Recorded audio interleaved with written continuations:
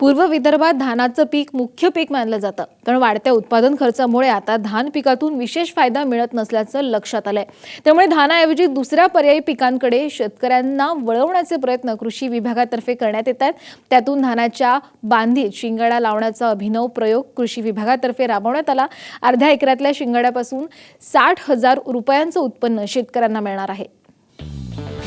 शिंगाड्याचं पीठ घेण्यासाठी धानाच्या पारंपरिक बांध्यांना तणविरहित करून त्या जून महिन्याच्या सुरुवातीला चिखल तयार करण्यात आला। त्यात पावसाळ्यात जमा होईल तितकं पाणी साठवण्यात आलं। त्यात 1 बाय 1 मीटरवरून शिंगाड्याच्या वेली लावण्यात आल्या। यासाठी स्थानीय भद्रावती ग्रीन आणि भद्रावती रेड या जातीच्या शिंगाड्याची निवड करण्यात आली। बांधीतल्या चिखलात 10 गुंठ्यांसाठी 4 किलो गांडूळ खत, 5 kilo gypsum, 150 gram zinc sulphate आणि 200 ग्रॅम फेरस सल्फेट आणि 100 ग्रॅम बेरॉन अन्नद्रव्य म्हणून वापरण्यात आलं। या अतिशय सोप्या लागवड पद्धतीनंतर शिंगाड्याच्या पिकाला कुठल्याही प्रकारच्या देखभालीची गरज नसते। मात्र वेळोवेळी या बांधीतल्या पाण्यात शेवाळं तयार होणार नाही याची पुरेपूर काळजी घ्यावी लागते। जून महिन्याच्या शेवटी लावण्यात आलेल्या वेलींना ऑक्टोबरच्या पहिल्या आठवड्यात फळधारणे सुरुवात झाली।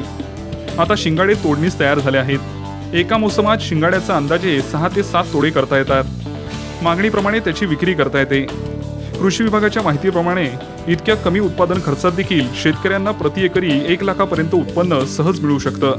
साधारणतः जिल्ह्यामध्ये 200 ते 250 एकरवर आज जिल्ह्यामध्ये साधारणतः 150 शेतकऱ्यांच्या आसपास शेतकरी ह्या पिकाची उत्पादन घेत आहेत। या पिकांना पर एकर जर उत्पन्न बघितलं तर आपण साधारणतः 25 ते 30 क्विंटलपर्यंत एकरी उत्पन्न आपल्याला ह्या पिकापासून येऊ शकतं।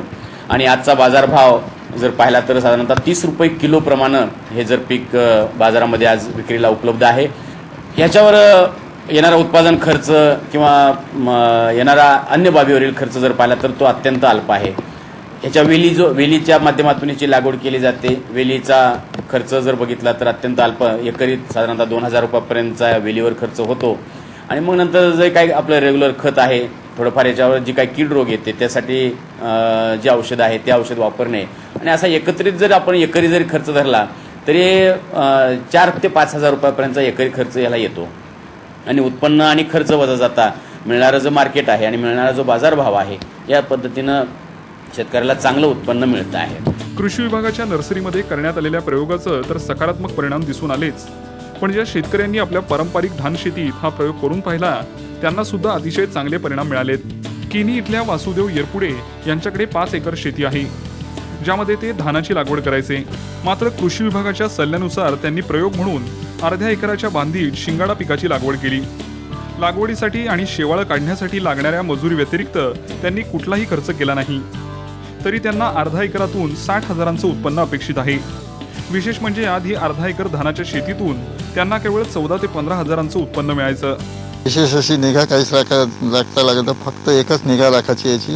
याचं जे पाण्याचं जे व्यवस्थापन आहे, पाण्याचं जी लेवल आहे ती फक्त कमी 1.5 फुटाच्या कमी यायला नको एवढं फक्त केलेलं आहे। ज्या भागात मी पहिले धानाचं पीक घेत होतो आणि एवढ्या भागातून मला 13-14 हजाराचं पीक निघत होतं आणि त्याला खर्च तेवढाच साधारण येत होता। पण आता याच्यानंतर जे शिंगाडा लागवड केली त्या शिंगाडा लागवडीचं अपेक्षित उत्पन्न मला अशी आशा आहे की जवळजवळ 50 ते 60 हजाराचं उत्पन्न निघेल आणि खर्च आत्तापर्यंत केवळ 1000 रुपये झालेला आहे। आपल्या देशातील खाद्यसंस्कृतीत शिंगाड्याला अतिशय महत्त्व आहे।